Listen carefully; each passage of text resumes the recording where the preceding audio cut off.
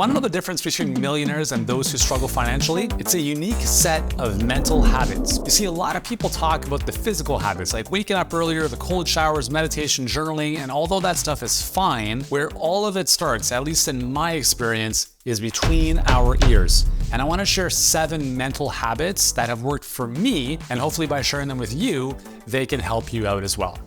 So mental habit number 1 is falling in love with the process. Very early on, I was so attached to the outcome, like, gotta make this money, gotta make these numbers make sense. And I was more attached to the destination than the process. But as the famous saying goes, he who loves to walk will walk farther than he who loves the destination. It's very much the same thing with business. I love business. I mean, that's all I do. I was telling one of my team members, I'm like, I live a very boring life. To be honest, it's massively boring from the outside. I wake up, I work out, I hang out with my kids, I drive my car here and there. I see some friends every now and again, but it's really boring. And what excites me the most is working. I love the work. And you might say, okay, you're more than just the work. I get that. But I love the challenge. I love the game. I love the learning and all the stress that comes with it and looking at how I can grow through this stuff. And that was a very different mentality. And I can't remember where this shift happened, but it did. Whereas early on, I used to get derailed by little challenges and problems. And now I see problems as puzzles, right? I don't care about the outcomes. I know the outcomes are inevitable. What I enjoy is the journey. I enjoy the process. And that was a mental shift that really helped me through to where I am today. Mental habit number 2 is prioritizing health over business, which is kind of odd considering what I just said. But here's the thing. I lost my hair to an autoimmune condition when I was 17 because I neglected my health for 16 years of my life. My body was polluted, shots, pills, terrible food, you name it. And my body just said, fuck it. And over the years, I've realized that energy is everything. And that's why I wrote the New York Times best-selling book, The All Day Energy Diet. But even now that I've been obviously on the business to business side over the past 7 years of Healthpreneur, I still make working out and my health a priority. I work out with a trainer twice a week. I have a gym in my house. We try to eat the healthiest foods possible. I do love pizza, and I have no guilt and shame even mentioning that because I think it's awesome. But I've seen so many entrepreneurs who've been so focused on building their business that they just completely let their health go to shit. I had 2 friends that passed away during COVID, not because of the virus, but because of the fact that they drank, smoked, and were overweight. And then they were tipped over the edge by COVID itself. And that's really, really sad because they had built these great businesses and now they're gone. And it's like, what's the point of any of this if you're dead? There is no point to any of this stuff, especially in the family. I've got 4 boys and a wife. Like, you think I'm just gonna focus on making money and building a business and then just letting everything go to waste and just die? No. So for me, peace of mind, health, happiness, being in nice environments, all this stuff is very, very important to me. And it's been important to me for a very, very long time. Although business is very important in my life, my health is the most important thing. Like, not even my kids, not even my wife. My health is the number 1 thing in my life because if I'm dead, none of the other stuff matters. Mental habit number 3 for me was becoming more ruthless with my time. And I'll be very honest with you, this is still something that I'm not as proficient as I'd like to be. I can be very, very focused and I can be very, very unproductive. I've always had this struggle of a balance between structure and freedom. And I thought for the longest time that if I want to be free, I can't have any structures. So therefore, I'm not going to put anything on my calendar. It's going to be blank. I have an open day. But very often, those days are my least productive days. As the saying goes, if you want something done, give it to a busy person. This is very, very true. So what I've had to do for myself is I've had to figure out ways to literally trick my calendar where I put stuff in my calendar or at least on my to-do list so I know I have commitments and I know that I have 1 or 2 hours to get this stuff done. It's the same reason why we'll typically be a lot more productive the week before we go on a vacation, because now we have a very hard deadline. Parkinson's law, right? Work fills the time allotted to its completion. So if you have like an infinite amount of time to get stuff done, you'll take a lot of time. So for me, and hopefully for you as well, if you want to be more productive, just start putting more constraints on your time. And if you want to take it to the next level, have kids. They will make you a lot more productive as well. I get up a lot earlier now that I have kids, and I'm pretty much done by 3 in the afternoon almost every day because I have kids. Mental habit number 4 is this never-ending, insatiable desire to keep learning.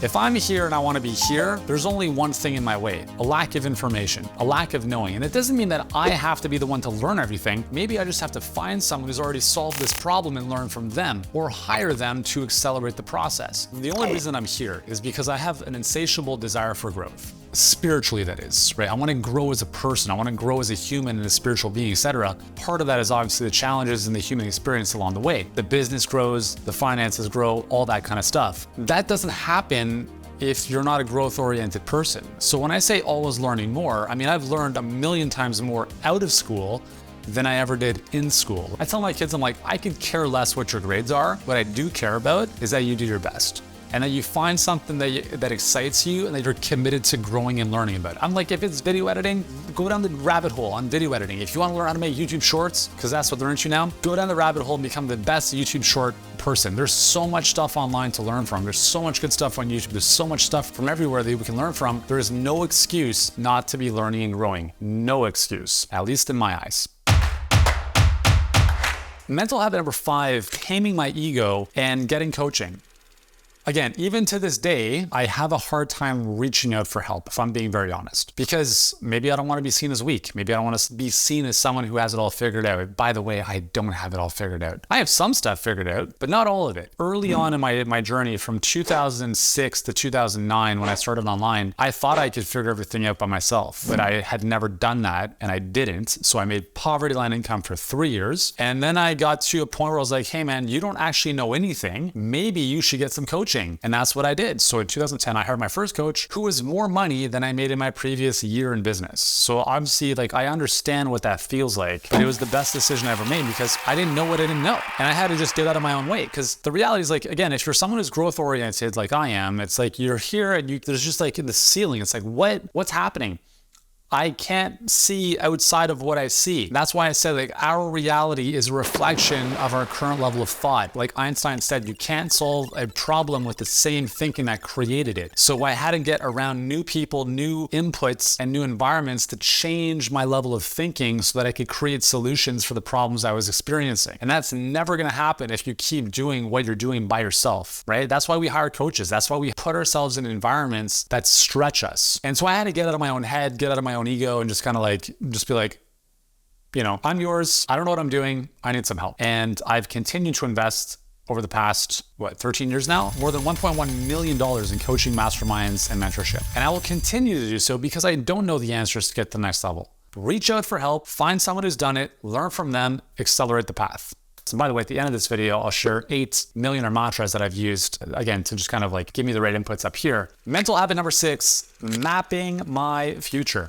Clarity creates so much goodness in life, and a lack of clarity creates a lot of ambiguity. And when we don't have clarity, it's very hard to move forward. I've always been one to think in the clouds. I like to envision my life, you know, what I want to create, what I want to experience, the type of team and business I want to build, the types of clients I want to help. And that's been very, very helpful because everything that I've envisioned has literally happened. And I shared another video where I showed you my vision board, and literally everything on the vision board has come to fruition. Early on, you know, when I was a trainer working 12 to 14 hours a day, I was just like in the trenches all the time. But from that point of like real despair and desperation and frustration, I started to really think about what is it that I want to create in my life. Like, I wasn't super clear about what was going to happen 10 or 20 years down the road. I just knew what I didn't want. And so I said, okay, if this is what I don't want, what's the opposite of this? It's freedom. It's the ability to wake up when I want. It's the ability to not have to sit in a car or on the subway at 5 a.m. in the morning going to train a client. I want to wake up and I want to do what I want to do, when I want to do it, with whom I want to do it. And that's kind of how it started. And then just, I started getting more clarity about, like, I like to travel here. I like to have this kind of car. Like, this is what the house, you know, would look like if I was able to create it. And I just started really thinking through and mapping out my future, because the thing is, like, the clearer you are, the faster you'll go. And I started to really recognize that any aspect of my life or business where I was stuck in, I just didn't have a lot of clarity around. And so by really taking a step back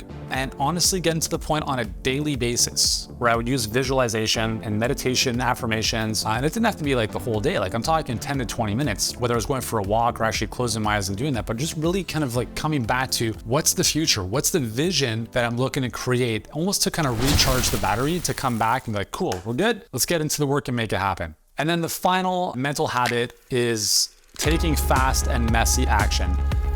This is, I mean, to my detriment, to be honest. My previous business, we launched so many new products and funnels that without even thinking through that we had to go back and correct most of them after the fact. So I'm a big believer in ready, fire, aim. But I'm also a big believer in ready, aim, fire. Like, I do think it's really important to think strategically and kind of like take a second to think about how you want to execute. But where I think a lot of people get stuck, and I was one of them, is just taking too long to think through stuff. It's like, dude, just go. Now on the Colby test, I'm naturally a high quick start, which means I don't need to read instructions. I'm just like, let's just go. And I understand that not everyone's like that. And there's the opposite. If you're a low quick start and you need all the information, all the details, all the perfectionism first, there are some major disadvantages there, but there's also some good advantages too, right? Due diligence, making sure all this kind of stuff. But here's the thing, most entrepreneurs never have their ducks in a row. Most entrepreneurs never know what across the bridge is going to look like. It's like driving in fog. You get more clarity by driving 10 more feet, and then you see a little bit more, and then you drive 10 more feet. And if I can share one thing with you to finish off this video, it's that there is never a perfect time. There's never a perfect time to get married. There's never a perfect time to have kids. There's never a perfect time to start a business. There's never a perfect time for anything. All I know is that you could be dead tomorrow. So why wait? Right? You will learn so much more once you commit than in deliberating about thinking about it forever. And if there's one thing I can share with you that I promise you will help you become more successful, especially in business, is to listen to your gut and just make decisions. If it's a hell yes, do it, even if you're scared. But if it's a hell no, that's fine. But do not live in the land of like, it's a hell yes, but I'm afraid I have to get everything, just make a decision. It's either a yes or it's a no. There's no special concessions. There's no special circumstances. Your results are based on your effort. What you're working on is good enough. Get it out, get feedback, course correct, make it better. Just take action. Okay, and that's the last thing I want to leave you with, because that's probably the most important thing I really, really want you to buy into, is that there's no perfect time for anything other than right now. So with that said, which of these 7 mental habits resonated most with you? Let me know in the comments below. And if you want to check out the 8 millionaire mantras I mentioned a few moments ago, check the next video, wherever it is, left or right here, and I'll see you over there if you want to take your wealth conditioning to the next level.